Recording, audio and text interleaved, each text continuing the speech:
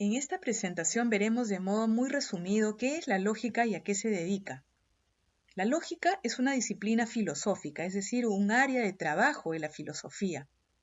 Una caracterización general corriente es la de ciencia del razonamiento. Suelen darse dos definiciones comunes. La primera, la de teoría de los razonamientos deductivos. Más adelante explicaremos qué es un argumento deductivo. Y la segunda, la de disciplina que prescribe cómo se debe pensar correctamente. En otras palabras, la lógica, según esta definición corriente, es una suerte de moral del pensamiento. Aristóteles de Estagira, el famoso filósofo griego, es considerado el padre de la lógica. Dejó como legado varios textos de lógica que reunidos se conocen como órganon, instrumento en griego. Lógica es un término que viene del griego logikos y significa relativo al razonamiento. Identificamos tres grandes etapas de la historia de la lógica. La primera, la de la época antigua, que va desde Aristóteles, es decir, desde el siglo IV a.C. hasta fines de la Edad Media. La segunda, la de la época moderna, es aquella en la que la lógica se vuelca a las cuestiones del método. ¿Por qué sucede esto? Porque durante este periodo acontece una revolución científica. Así, los problemas filosóficos más urgentes están vinculados al conocimiento, a la epistemología, y dentro de este repertorio de problemas epistemológicos destaca la cuestión del método. Y la tercera es la época de la lógica simbólica. Empieza a fines del siglo XIX con el aporte del filósofo Gottlob Frege.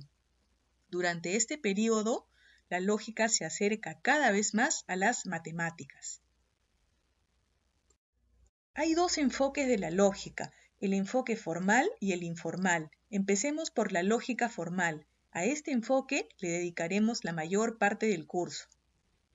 La aproximación formal está centrada en la noción de validez y ella depende de la forma del argumento, no de su contenido material.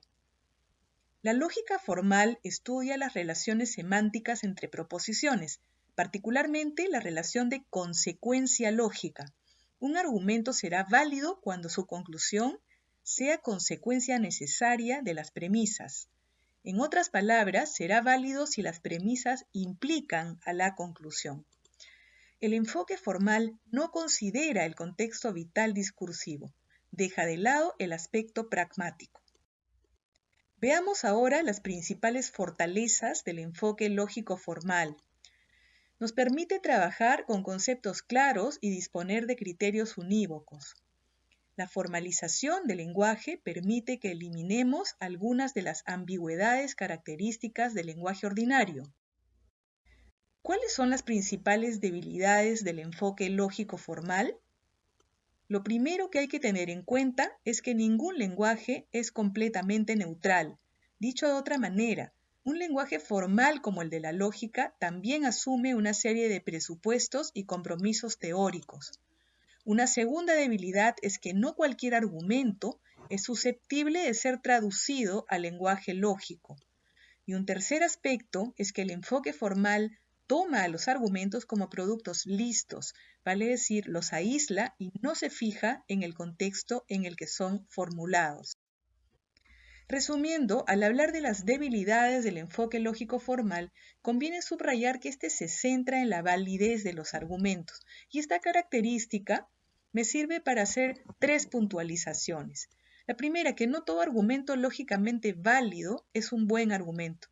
Por ejemplo, si digo ninguna sustancia adictiva es barata y algunos cigarrillos de tabaco son baratos, por lo tanto, algunos cigarrillos de tabaco no son adictivos, en este caso tenemos un argumento válido con una conclusión falsa o poco creíble.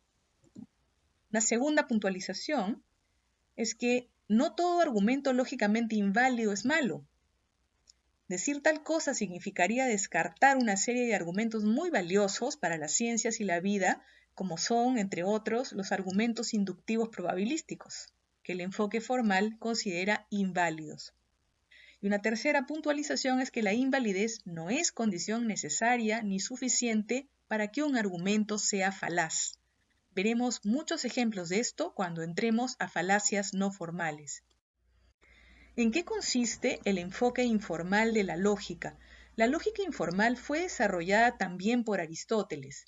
Sin embargo, su historia más reciente muestra un resurgimiento del interés por esta área entre los años 60 y 80 del siglo pasado.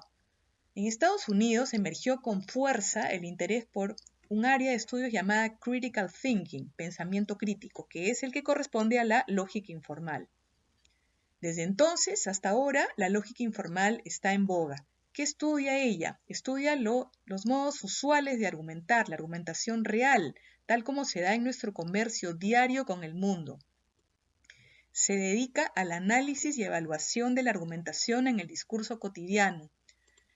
Sirve para ejercer un control de calidad de los argumentos.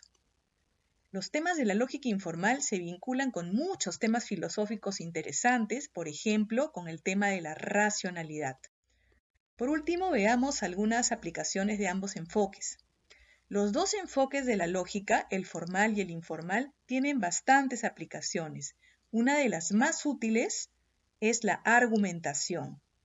El tipo de razonamiento que interesa a la lógica es el argumento, un razonamiento en el que, como veremos, se distinguen dos componentes, premisas y conclusión.